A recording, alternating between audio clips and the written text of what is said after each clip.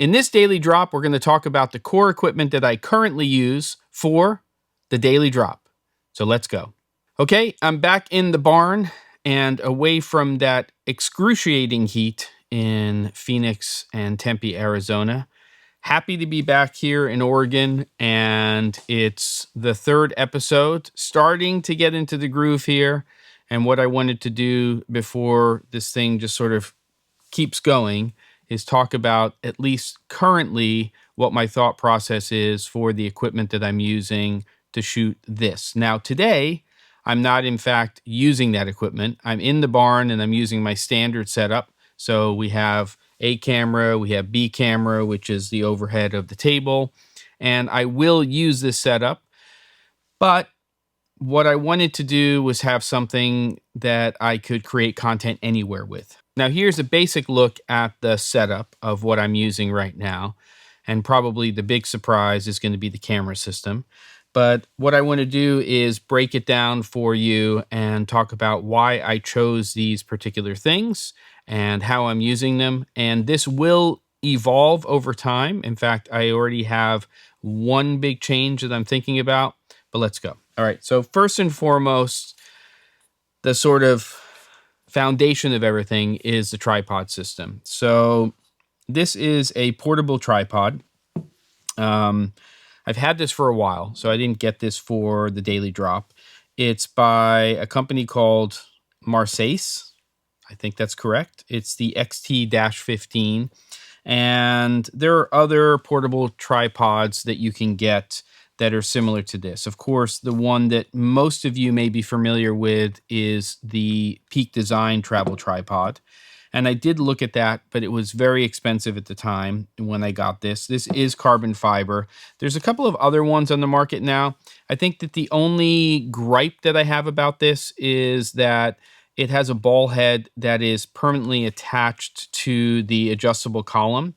So I can't take that off and just have a 3/8, 16 or a 1/4 20 thread on the top. And there is one on the market now that I've seen that looks that way. But what I love about this is it packs down to a very, very small size, and it's also very lightweight. So it's about 15 inches long, maybe 15.5 inches long. And this is sort of the base of what holds everything. Now, attached to that, probably the next thing we should talk about is this articulating arm. Now, you can buy these from different companies. This particular one is made by Manfrotto. This is a 2-stage. And what I've done is I've actually marked it with a white marker so that I can remember exactly where it goes when I'm putting it back together. And I've even marked it as top and bottom. So there's a T on one side and a B on the other. And that way, this is the top. I know where I'm attaching, in this case, my light. So this is the articulating arm that I'm using right now. And that has to, of course, attach to the tripod. So this is where we get into the grip equipment. I have a little case in here which holds 3 things. First one is this, which is really the key to the castle here. This gets attached to the actual tripod itself. So I've actually marked here, this tripod has this foam side, and I've just used that white pen again. And what I can do is just attach this to here and line up this little curve with that. So I know exactly where it goes. And this then attaches to one leg of the tripod. And then this piece right here, which is just an articulating ball head, has this piece from SmallRig, and this is what holds the battery solution. And then the other really important part of this is, we'll look for the bottom, there it is this goes into here with just a standard stud, and then this actually is the arm that is going to hold my light fixture. So that just tightens down here, and this just becomes all one unit. But for travel, I pack it up so it's a lot more manageable. We'll talk about the battery in a minute. That goes right on here. And then this is just to hold a light and an umbrella, which is also part of this equation. And if you saw yesterday's episode, you kind of got a sense of that. And then on top of that, I have this little piece here, which is going to the 1/4 20 thread, which is a lockable cold shoe mount, which is, now we get into the light. So we kind of just going to build this out as we go along. I'm doing this in real time. I have the Molis X100 here, which is a 100 watt COB light. I've put a little SmallRig 1/4 20 to cold shoe adapter in here, and that just slides into here. It locks, and then I just have to tighten it down. So there's a release on this so it can't fall out. And that's essentially the look and feel I'm just seeing over here, because I have a little bit of a monitor to make sure that at least most of what I'm showing you is in the frame. But this is the main setup here. And then, of course, the light right now is turned in the wrong direction. I can just turn it in the right direction. And it's a little weird when I'm doing it here on the table. But once you see the full setup, you'll see kind of how it all comes together. Let's talk about power here, because that's important. And I talked a little bit yesterday about, well, a lot about USB power delivery batteries. Now, we could, of course, power this off of mains as well with a USB-C power delivery cable. But this Anker battery, the 737 here, that's what goes into this little area right here. And then I just tighten that down. Actually, it goes in the opposite direction because it has to be away from where the tripod is. And then I have these little power delivery cables, and what's nice about them is they have a little LED display which is telling you what the power draw is. And these are rated for 100 watts, so I can power this light all the way with that. That just goes into here, into one side, and then it goes into the light fixture underneath into the other side, and then it can actually power the X100 at full power.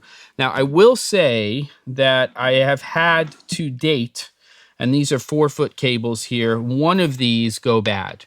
So my recommendation, because they're, at least here in the US, less than about $10 each, and you don't have to get this cable, you just need to get a power delivery cable that is capable of powering whatever light fixture you have at full wattage if you want to.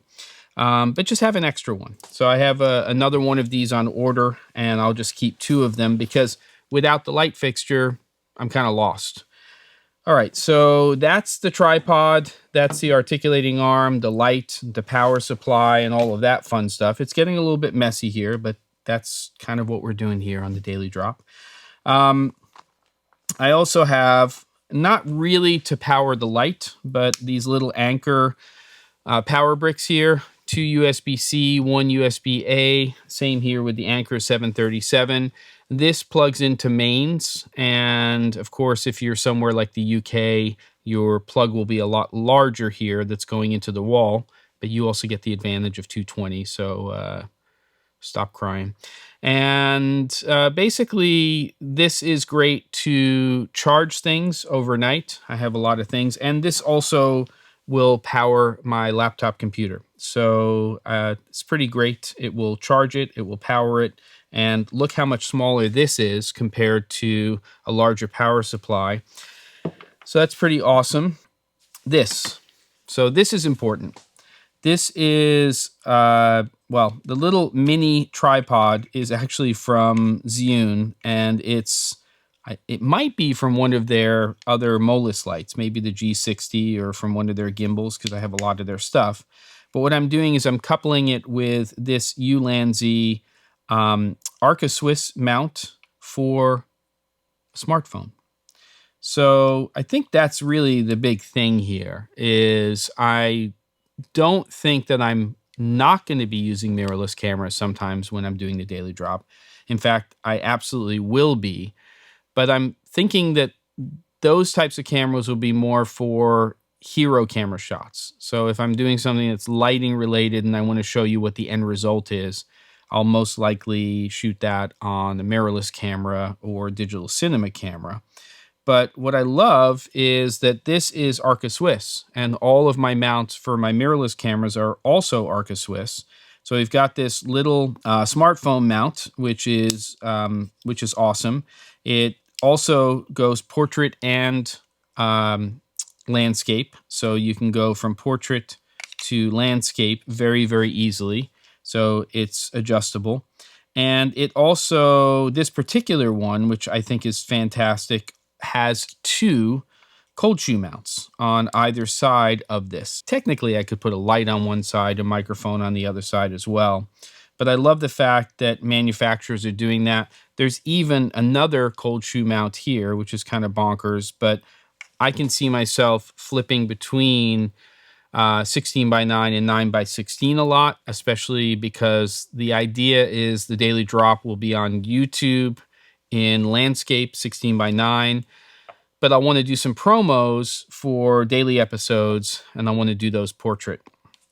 So I'm pretty happy with this little mount. I think it's very versatile and wasn't expensive, $20, $30 for what it is with the Arca-Swiss mount.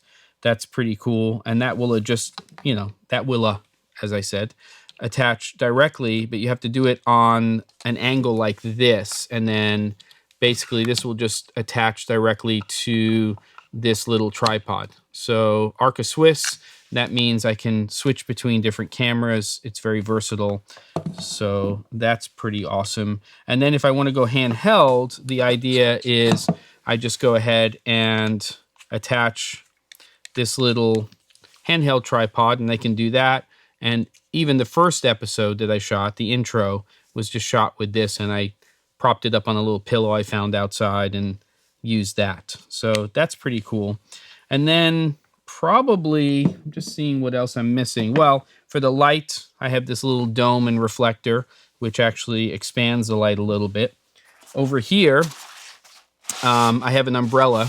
I'm still testing umbrellas. This one is an 80 centimeter, so it's about 32 inches.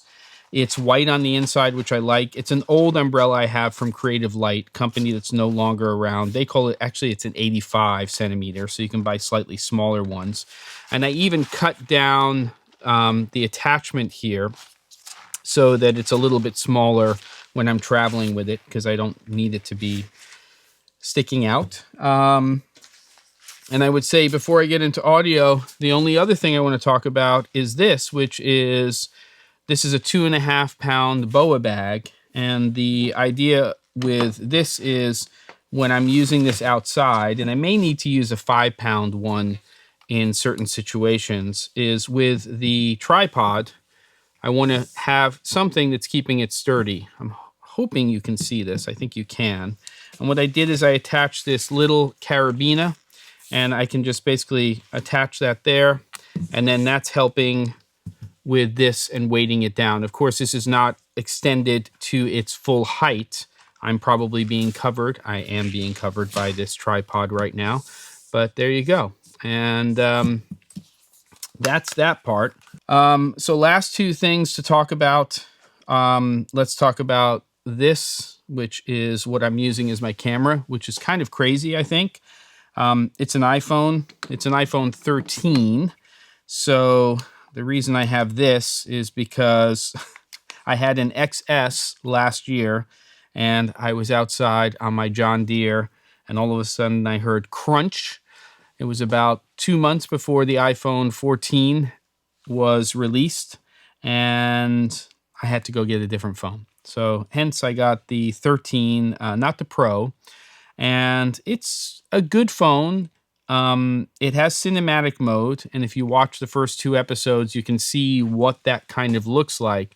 I'm still messing around with that because it's by default capturing in HDR. It's getting converted to SDR in Final Cut Pro. There is a way that you can access that data if you import it correctly, so you can change the aperture in post. I do find that I'm not shooting wide open, and I'm trying to find that line where the background is falling off a little bit, but it's not looking completely unnatural. It's still looking a little bit unnatural. And the downside to the phone is that the front-facing camera, which is of course what I'm using, is fine. It's just right on the edge for angle of view, but it's only 1080p if you use cinematic mode. Now, I don't have to use cinematic mode, but what I like about cinematic mode, just like when you're using portrait mode or cinematic mode on any of these cameras, is generally, and it's definitely true for the iPhone 13 and 14, you can decide on an aperture, and then you can change it in post-production for stills and technically for video, though I haven't done that yet. So I'm shooting it around 5.6 right now. It really starts to look unnatural when you go past about an f4, and I'll play around with it a little bit more. But the convenience of keeping this small and using a smartphone is probably the way I'm going to go, except for, again, for hero footage. But I'm looking at the iPhone 14 Pro right now because the selfie camera is now 4K. It is not limiting you to 30 frames per second, which the 13 does in cinematic mode. Though I'm not sure that I'm going to shoot in 24 for a lot of this stuff for the to-camera things for the daily drop. There's the advantage of shooting at 24 in terms of letting more light into the camera because you're shooting less frames per second. So that could be an advantage. But at the same time, I don't know if it's a big enough advantage, and I may shoot most of the content at 30 and then just have hero footage at 24, or I may wind up shooting everything at 24 when I get an iPhone 14 or 15 Pro. We'll have to see. All right, most important thing, and then we'll wrap this up. And of course, look at everything again in terms of the whole build, is audio. So there's going to be some post-processing. It's not going to be like what I have here, where I'm going directly into a Sound Devices Mix Pre 2. I'm using noise assist. It's extremely quiet with this workflow, even if a fan kicks in on a computer or I have an HVAC system going. But I decided, again, I wanted to keep it really simple. I'm just going to run over really quickly because I was charging them. Just wait 1 second. I tried to have everything ready, but I also like to be prepared for production. So this is what I'm using, at least currently. I'm using the Wireless Me. So it's a transmitter receiver system. What's kind of cool about it is if I just use the receiver, so let's just go ahead and take a look at that. And that's now hooked up, and the receiver is a microphone. So I'll just go, in this case, until there's an iPhone 15, I'll go USB-C to Lightning. I do find that I like the orientation of the camera here on this side. For some reason, it feels more natural to me. And this will just go directly into the camera now as my microphone. But what I'm also going to be doing, and I have started to do, is use the transmitter. And then I can, of course, use the receiver as well. And I'm using the Lavalier 2 from Rode. So that will just get attached. There is a built-in mic, but I can just attach that here. And I don't care for this type of content if people are seeing the microphone. That's not really an issue for me overall. So basically, this is going to be my main microphone. And this mic here, the receiving mic, will come in as a second channel. You can have them both running at the same time when you're recording. And I'm just using the standard camera app right now on the iPhone. And the main reason I'm doing that is because currently cinematic mode is not available in other capture apps. Why the Wireless Me? Well, it has this gain assist feature, and I'm using the auto, not dynamic. Dynamic seems to be better for when you have multiple people talking, but it's just me, and auto sounds more natural. And that's what I'm doing. So here's the setup, just so you can take a look at it. You see the tripod here. You can see that arm, the two-stage articulating arm coming off of that tripod leg. Also, the USB-C power delivery cable to the Molus X100 light. And of course, you can now see that umbrella setup with the reflector and the little dome there, which is putting light into it.